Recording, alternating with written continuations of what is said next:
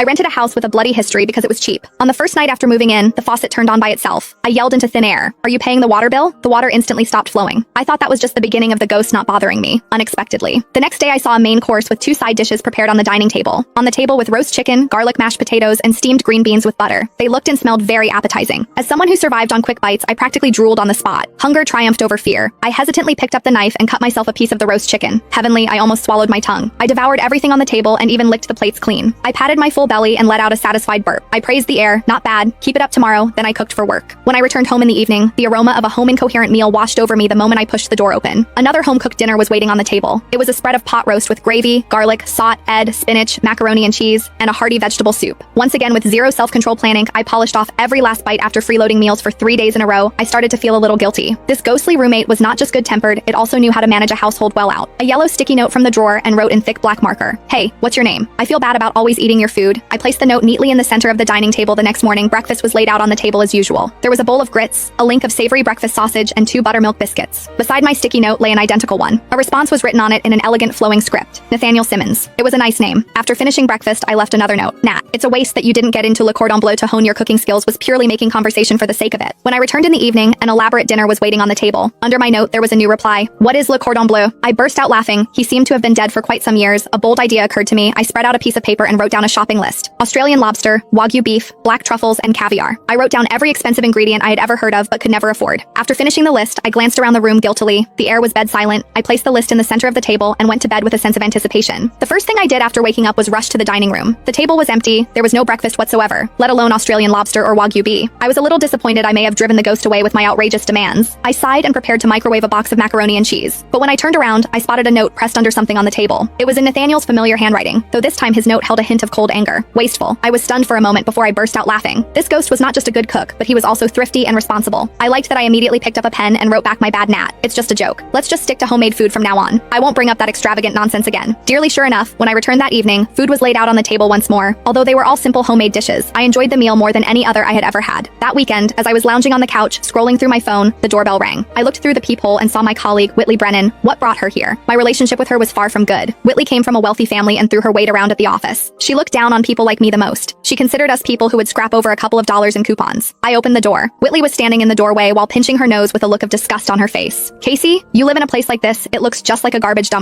I swept across my small studio apartment with contempt. "I heard the rent for this place is ridiculously cheap. There couldn't possibly be something wrong with it, could there?" I said flatly. "It's quite good. It's spacious, bright, and the neighbors are nice." Whitley laughed exaggeratedly. "Neighbors? Would you even dare to go out at night in building? I heard someone died here. She was just here to gloat. I could not be bothered to